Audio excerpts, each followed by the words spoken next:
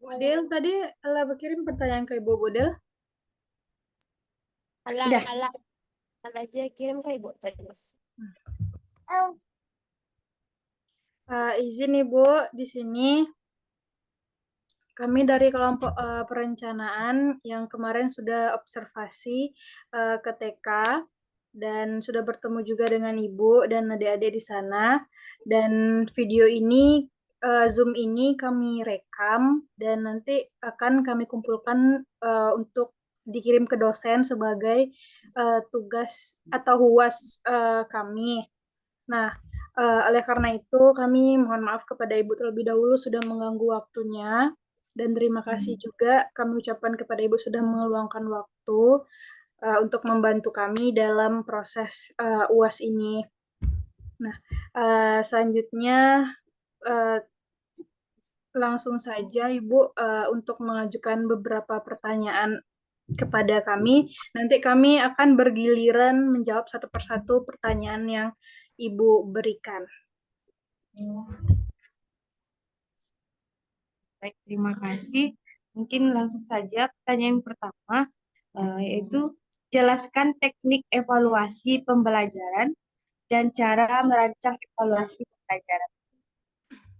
Baik, pertanyaan yang pertama dijawab oleh Yulismar Dila. Kepada Dila, disilahkan. Baik, terima kasih Tarisa. Ini Dila akan menjawab pertanyaan Ibu tentang teknik evaluasi pembelajaran dan cara merancang atau menyusun dalam bentuk pembelajaran. Yang pertama yaitu evaluasi ini sendiri adalah pembelajaran bagian penting dalam proses pendidikan karena bertujuan untuk mengetahui sejauh mana peserta didik telah mencapai tujuan pembelajaran.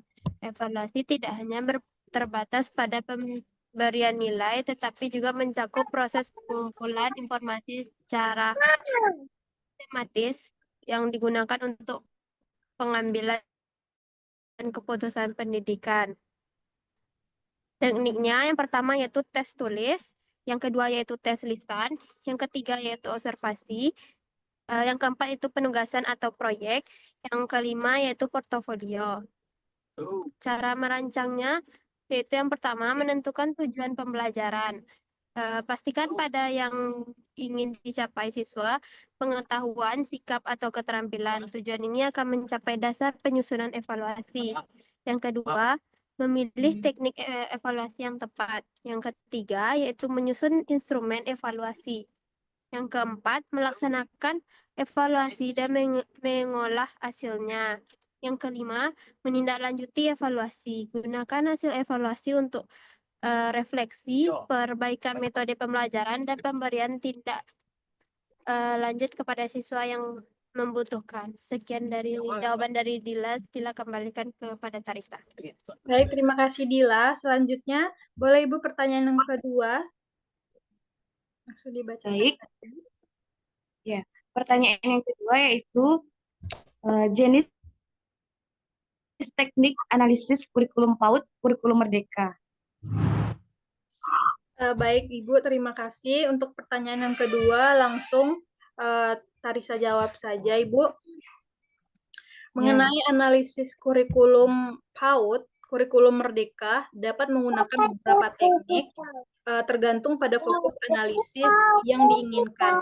Nah, tidak ada satu teknik yang tunggal atau yang paling benar karena pemilihan teknik tergantung pada tujuan analisis. Nah, ada beberapa teknik analisis yang bisa digunakan. Yang pertama yaitu analisis deskriptif, di mana teknik ini digunakan untuk mendeskripsikan kurikulum secara detail, meliputi yang pertama analisis komponen kurikulum. Maksudnya adalah mendeskripsikan secara rinci komponen kurikulum seperti tujuan standar kompetensi, materi pembelajaran, metode pembelajaran dan penilaian. Nah, contohnya mendeskripsikan pembelajaran, mendeskripsikan secara detail tujuan pembelajaran pada tema tertentu. Nah, menganalisis jenis kegiatan pembelajaran yang disarankan dan menjabarkan indikator pencapaian yang berkompetensi. Kemudian analisis keselarasan, di mana menganalisis menganalisis keselarasan antara komponen-komponen kurikulum. Nah, apakah tujuan, materi, metode, dan penilaian saling mendukung dan konsisten? Contohnya, menganalisis apakah metode, maksudnya menganalisis apakah metode itu sudah cukup atau sudah sinkron atau sudah sesuai dengan tujuan yang ingin dicapai. Dan yang kedua, bisa menggunakan analisis komparatif, di mana teknik membandingkan kurikulum Merdeka PAUD dengan kurikulum sebelumnya. Misalnya kurikulum Kurtilas, kurikulum 2013. Perbandingannya dapat difokuskan pada yang pertama, perbedaan tujuan dan standar kompetensi, di mana membandingkan tujuan dan standar kompetensi di antara kurikulum Merdeka dengan kurikulum 2013 atau Kurtilas tersebut. Kemudian perbedaan pendekatan pembelajarannya. Nah, membandingkan pendekatan antara pembelajaran kurikulum Merdeka dengan kurikulum 2013. Misalnya pendekatan bermain, pendekatan tematik, dan pendekatan saintifik. Contohnya membandingkan proporsi kegiatan bermain dalam kurikulum Merdeka dengan kurikulum sebelumnya. Sebagai contoh tadi kurikulum 2013. Nah, kita bisa membandingkan antara dua komponen tersebut.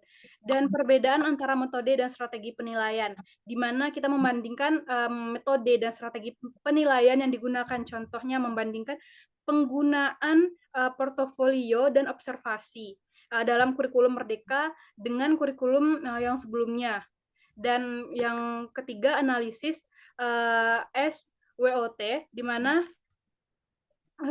teknik ini digunakan untuk mengidentifikasikan kekuatan, kelemahan, dan peluang serta ancaman kurikulum Merdeka. Nah, contohnya kekuatan seperti kurikulum Merdeka memberikan fleksibilitas yang lebih besar kepada guru dan dalam memilih materi dan metode pembelajaran. Yang kedua, kelemahannya berupa kurikulum Merdeka membutuhkan persiapan yang lebih matang dari guru.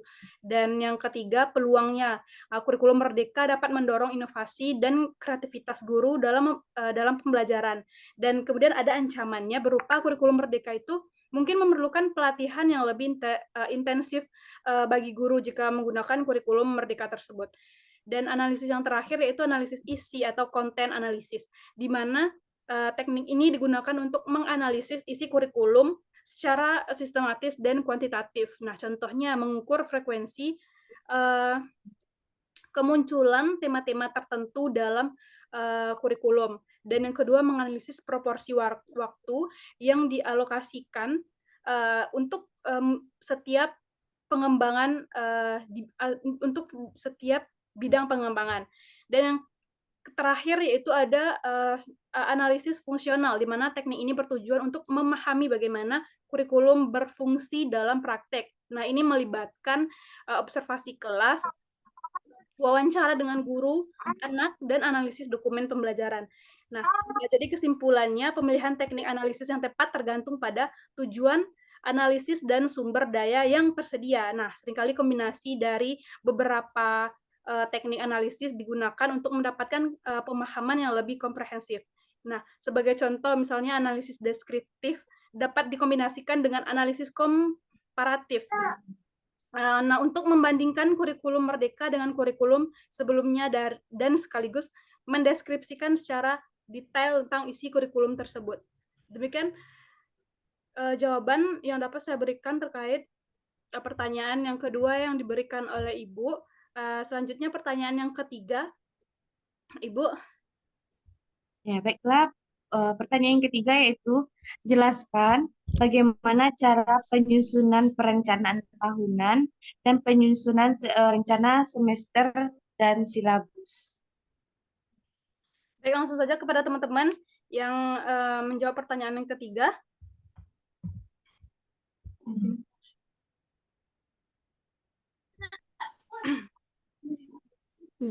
Baik, terima kasih Risa. Saya akan menjawab pertanyaan nomor 3, yaitu jelaskan bagaimana cara penyusunan perencanaan tahunan dan penyusunan rencana semester dan silabus. Cara penyusunan perencanaan tahunan, semester, dan silabus. Sebagai calon pendidik, kemampuan penyusunan perencanaan pembelajaran menjadi aspek krusial yang harus dikuasai. Perencanaan ini terdiri dari 3 komponen utama, yaitu program tahunan atau prota, program semester atau promes, dan silabus. Yang ketiganya saling berkaitan dan menjadi dasar dalam pelaksanaan pembelajaran di kelas. Yang pertama, penyusunan program tahunan atau prota. Program tahunan adalah rencana umum yang membuat alokasi waktu pembelajaran untuk 1 tahun pembelajaran.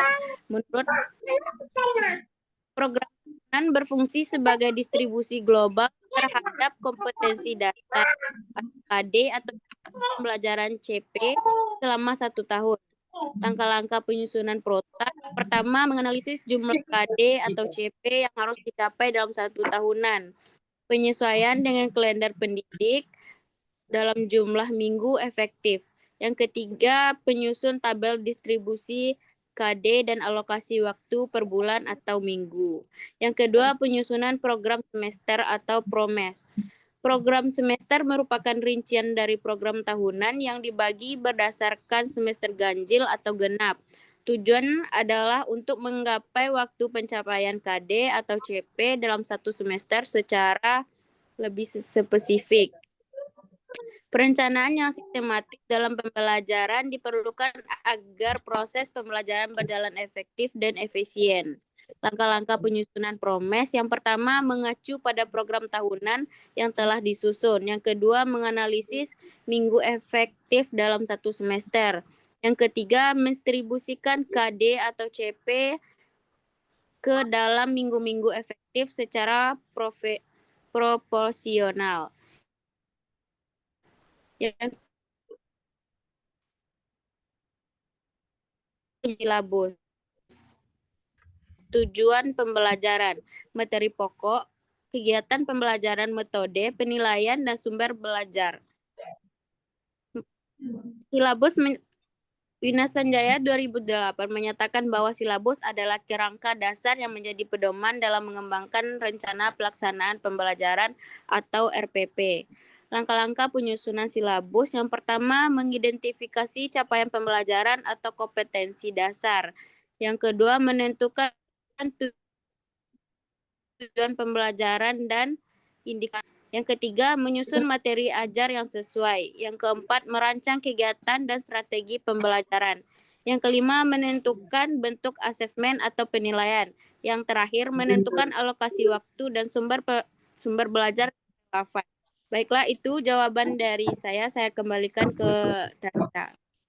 Baiklah, terima kasih Windy. Selanjutnya pertanyaan yang keempat yang akan diberikan oleh Ibu. Kepada Ibu disilakan. Baiklah, yang keempat yaitu jelaskan bagaimana cara menyusun rencana pembelajaran mingguan atau RPPM dan menyusun rencana pembelajaran harian atau RPPH. Silakan. Baik, langsung saja dijawab oleh teman saya. Baik, terima kasih atas pertanyaannya Ibu. Izin menjawab. Di sini akan menjawab cara menyusun rencana pembelajaran mingguan dan harian. Menyusun rencana pembelajaran mingguan dan harian adalah kunci untuk memastikan proses belajar mengajar berjalan secara efektif dan terstruktur. Nah, di sini rencana pembelajaran mingguan sering disebut juga prota atau prosem yang dipecah per minggu, memberikan gambar besar tentang apa yang akan dipelajari dalam 1 minggu. Yang pertama yaitu pahami kurikulum dan silabus, kuasai capai pembelajaran atau CP, standar kompetensi dan tujuan pembelajaran. Ini adalah dasar dari apa yang harus dicapai siswa. Pastikan kita memahami setiap poin dengan baik. Selanjutnya ada analisis materi esensial. Identifikasi materi pokok yang harus dikuasai siswa dalam satu semester atau 1 tahun ajaran. Yang kedua yaitu ada alokasi waktu. Tentukan beberapa jam pelajaran yang tersedia untuk mata pelajaran siswa Anda dalam 1 minggu. Berikutnya ada estimasi berapa banyak waktu yang dibutuhkan untuk setiap topik atau kompetensi dasar. Beberapa topik mungkin memerlukan waktu lebih lama daripada yang lain. Selanjutnya ada urutkan materi pembelajaran. Susun materi secara logis dan berurutan. Pertimbangkan persyaratan materi di mana siswa harus menguasai konsep A sebelum mempelajari konsep B. Nah, selanjutnya kelompokkan materi menjadi unit-unit pembelajaran mingguan yang relevan. Yang keempat yaitu tentukan strategi umum. Pikirkan metode pembelajaran umum yang akan kita gunakan, misalnya diskusi, proyek, ceramah, dan praktikum. Ini mungkin bervariasi dari minggu ke minggu. Selanjutnya, pertimbangkan sumber belajar yang akan digunakan seperti buku teks, video, ataupun artikel. Yang kelima yaitu rencana penilaian atau asesmen mingguan. Yang pertama yaitu tentukan bagaimana kita akan menilai pemahaman siswa setiap minggu. Apakah ada tugas, kuis, atau observasi. Selanjutnya yaitu integrasikan asesmen formatif untuk memantau kemajuan dan sumatif untuk menilai pencapaian akhir. Nah, di sini yaitu ada menyusun rencana pembelajaran harian. Rencana pembelajaran harian sering juga disebut dengan RPPP, adalah panduan detail untuk 1 atau beberapa jam pelajaran dalam sehari. Berikut urutannya, yang pertama yaitu identitas pembelajaran. Di sini ada mata pelajaran, kelas semester, materi pokok, ataupun alokasi waktu. Kedua yaitu pembelajaran yang spesifik. Rumuskan tujuan pembelajaran yang spesifik terukur, dapat dicapai, relevan, dan batas waktu atau SMART. Contoh yaitu setelah pembelajaran, siswa mampu menjumlahkan 2 bilangan bulat positif dengan benar.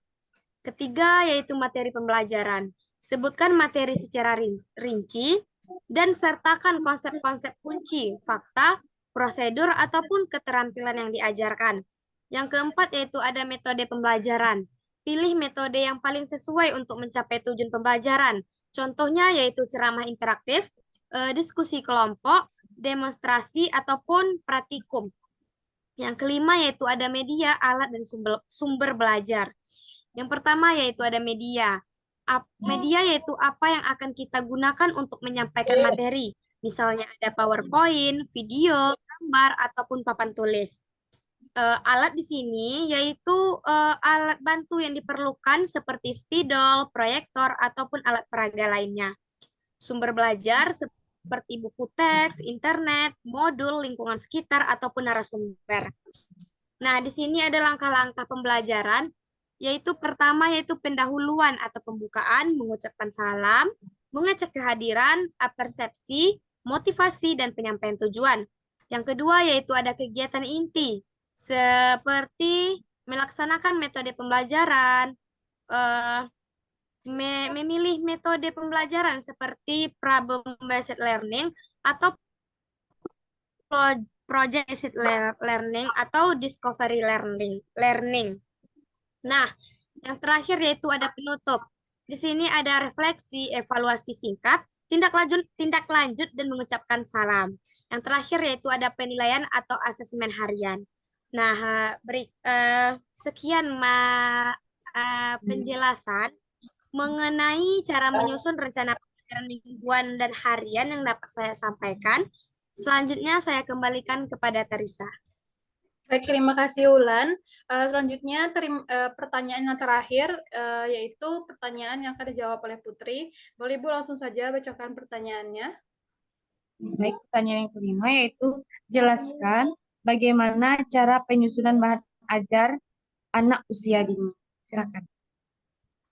Baik, Bu. Terima kasih atas pertanyaannya, Bu. Di sini saya Putri Mardisi akan menjawab cara penggunaan bahan ajar pada PAUD.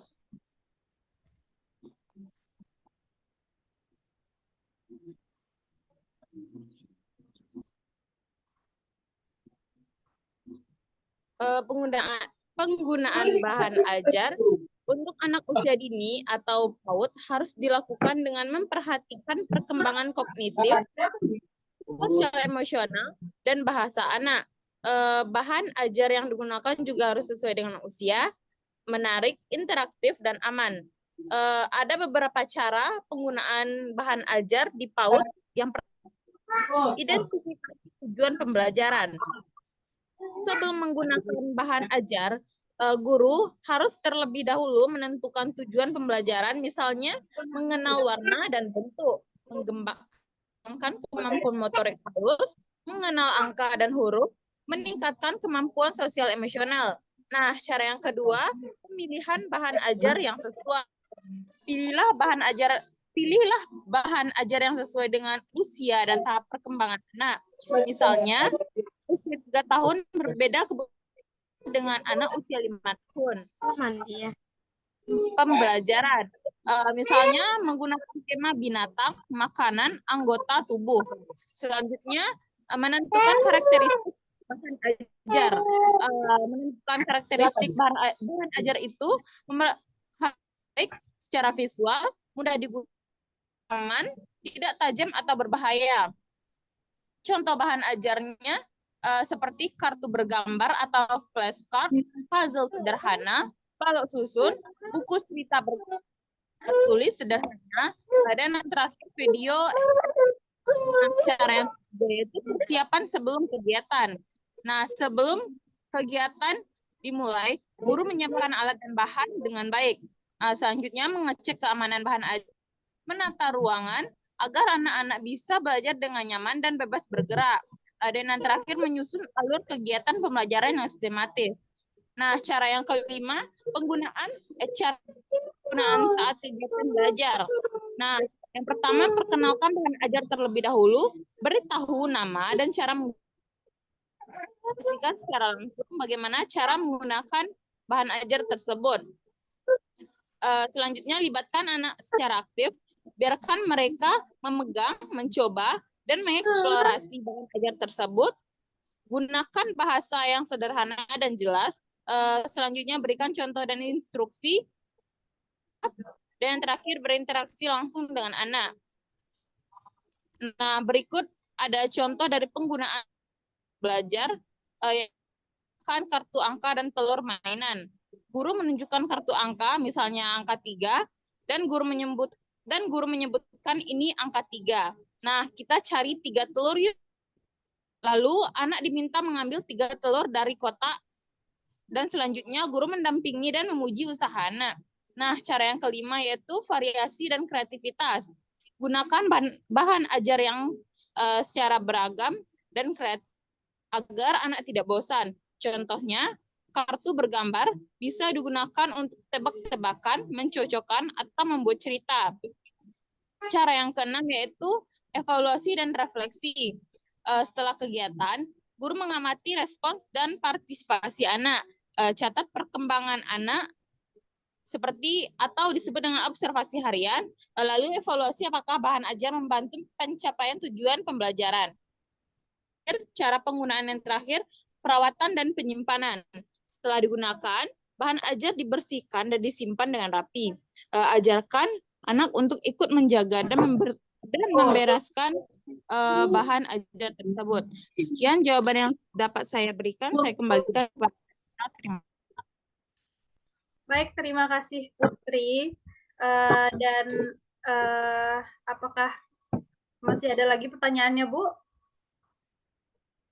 Sudah cukup. Baik, Ibu. Terima kasih kepada Ibu yang sudah meluangkan waktunya untuk membantu kami dan teman-teman semuanya yang sudah ikut hadir pada Zoom kali ini. Dan semoga kita sama-sama diberi kesehatan dan kemudahan. Dan terima kasih juga Ibu yang sudah sangat membantu kami dalam UAS ini. Saya perwakilan dari kelompok perencanaan yang sudah observasi kemarin, sangat terbantu atas welcome-nya Ibu terkait ingin membantu kami. Semoga dengan saling membantu ini kita bisa diberi lebih kemudahan oleh Allah Subhanahu wa taala dan sama-sama selalu mendapat rahmat dan nikmatnya. Nah, mungkin demikian Ibu. Terima kasih sekali lagi mengucapkan untuk Zoom. Terima kasih, Bu. Terima kasih Ibu. Untuk Zoom-nya mungkin bisa diselesaikan saja. Selamat beraktivitas kembali, Bu. Wassalamualaikum warahmatullahi wabarakatuh. Waalaikumsalam warahmatullahi wabarakatuh.